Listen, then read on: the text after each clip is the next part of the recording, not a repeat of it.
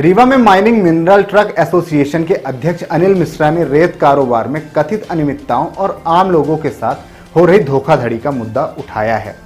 उन्होंने कहा कि यह मामला न केवल व्यापारियों बल्कि रीवा की जनता से भी जुड़ा हुआ है और शासन प्रशासन को इस पर तत्काल कार्रवाई करनी चाहिए। अनिल मिश्रा ने आरोप लगाया कि रीवा रिंग रोड क्षेत्र में कुछ लोगों को छोड़कर अधिकांश के पास वैध रेत भंडारण की अनुमति नहीं है।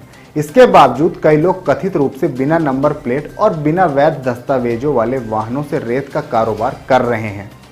उन्होंने कहा कि वैध भंडारण रखने वाले व्यापारियों को भी इससे प्रभावित हो रहे हैं, उनका व्यवसाय बाधित हो रहा है। एसोसिएशन ने प्रशासन से ऐसे मामलों की जांच कर कानूनी कार्रवाई की मांग की है। इसके अलावा उन्होंने आम नागरिकों को भी सतर्क रहने की अपील की है।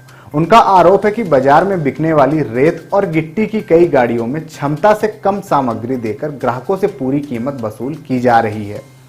उनके अनुसार 10 पहिया और 12 पहिया वाहनों में प्लेट लगाकर उनकी वास्तविक क्षमता कम कर दी जाती है, जिससे उपभोक्ताओं को कम माल मिलता है, लेकिन भुगतान पूरी क्षमता का कराया जाता है। एसोसिएशन का कहना है कि इस तरह की कथित गड़बड़ियों से आम लोग आर्थिक नुकसान झेल रहे हैं। संगठन ने शासन प्रशासन से पूरे मामले की निष्पक्ष जांच कर दोषियों के विरुद्ध सख्त कार्रवाई करने तथा ईमानदार व्यापारियों और उपभोक्ताओं को न्याय दिलाने की मांग की है।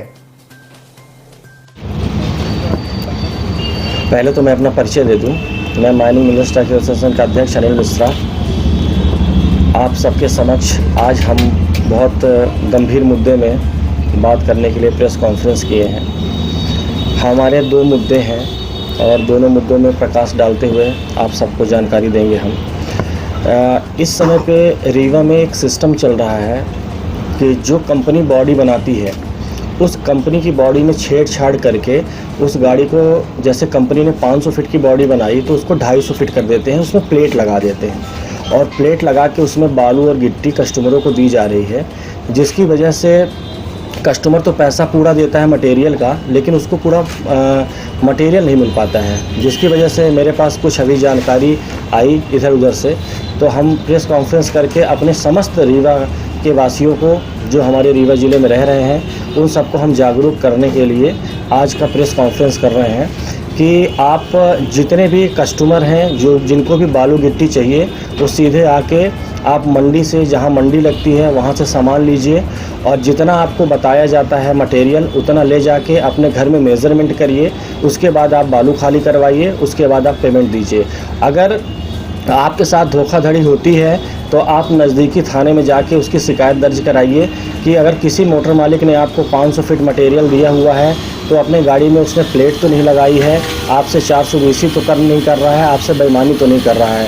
क्योंकि आज रीवा ज़िले में बालू और गिट्टी के भंडारण के नाम से 4-5 लोगों का भंडारण है और उसके आड़ में 100-150 व्यक्ति अवैध काम कर रहे हैं, जिसकी जानकारी मैं शासन प्रशासन तक पहुंचा रहा हूं। आप सबको जानकारी होनी चाहिए कि रीवा में 100 की संख्या में डेली गाड़ियां चल रही हैं जो अवैध हैं, जिनमें रमन्ना नहीं रहता है, गाड़ी की टीपी नहीं रहती है, गाड़ी में नंबर प्लेट नहीं रहता है और टोटल फर्जीवाड़े का काम चल रहा है। और ये अभी तक बचे इसलिए हैं कि सबको ये पता है कि रीवा में बालू और गिट्टी के सबके पास भंडारण है, जिसकी वजह से ये सब बचे हुए हैं और एक नंबर का जो भी व्यापार कर रहा है उसके आड़ में ये सब काम कर रहे हैं। लेकिन अब ऐसा नहीं चलेगा, क्योंकि एक हर चीज़ की एक सीमा होती है और सीमा को नाप लिया गया है।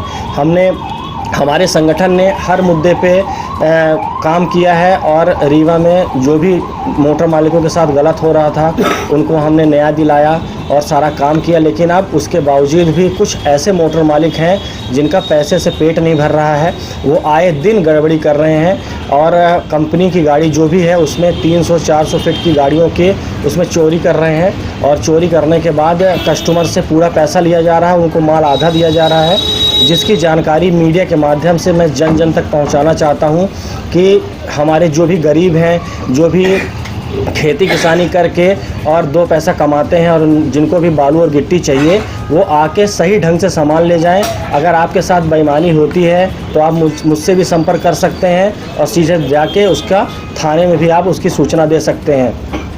आप सब लोगों से बार बार निवेदन है कि आप सब लोग एकदम से एक्टिव हो जाइए, ताकि आपको कोई भी मोटर मालिक या किसी थर्ड पार्टी के माध्यम से जो भी आप सामान खरीदते हैं उसमें आपको लूटा ना जाए। क्योंकि अगर आप बिचौलिए से सामान लेते हैं तो बिचौलिया इतना ज़्यादा आपसे रेट 10,000 5,000 रुपये प्रति गाड़ी कमा लेता है और आपको गलत गाड़ी दे रहा है। तो मेरा शासन और प्रशासन से हाथ जोड़कर निवेदन है कि मेरे इस मुद्दे पे ध्यान दिया जाए और मैं शीघ्र अतिशीघ्र, अगर ये मेरा मैसेज सबको पहुंच रहा है तो आप सब लोग सुन लीजिए, अगर सुधार नहीं होता है तो मैं शीघ्र अतिशीघ्र एक एक आदमी की एक एक डिटेल बना के पूरा और कलेक्टर साहब को, आईजी साहब को बहुत जल्द देने वाला हूँ। इससे पहले कि मैं और कोई अगला कदम उठाऊँ, आप लोग जो संगठन ने नियम बनाया है उस नियम के चलते, उस नियम को लेकर आप लोग चलिए ताकि व्यवस्था बनी रहे। अगर आप लोग गड़बड़ी करने का प्रयास करेंगे तो आप लोगों को उसका खामियाजा भुगतना पड़ेगा और बहुत बड़ा खामियाजा भुगतना पड़ेगा। गाड़ी में लगभग कितने की चोरी कर लेते? गाड़ी में, एक गाड़ी में 300 से लेके 250 फीट तक चोरी होती है, जिसकी कीमत होती है 10 से 12 हज़ार रुपये पर गाड़ी। 10 से 12 हज़ार रुपये पर गाड़ी, है ना। खनिज विभाग क्या कर रहा है? आप लोग लगातार ये सब अपील कर रहे हैं, तमाम खबरें भी। खनिज विभाग का काम जो है, अभी खनिज विभाग को भी बहुत सारी जानकारी नहीं थी। आज प्रेस के माध्यम से हम खनिज विभाग को भी जानकारी दे रहे हैं और कलेक्टर साहब को भी जानकारी दे रहे हैं कि हमारे इस मुद्दे पे प्रकाशन डाला जाए और हम लोगों को न्याय दिलाया जाए। और हम कलेक्टर साहब से भी जल्द मिलेंगे और आईजी साहब से भी जल्द मिलेंगे और जो भी है इसकी निष्पक्ष जांच कराएंगे। और अब रीवा में गलत नहीं होगा और आम नागरिक के साथ गलत हम बिल्कुल नहीं होने देंगे। हमारा संगठन बना था आम नागरिक और मोटर मालिक की रक्षा करने के लिए, हम उस पर अटल हैं और हम उस पर काम करेंगे। जो भी बीच में बाधा पैदा करेगा उसको कानूनी सज़ा मिलेगी।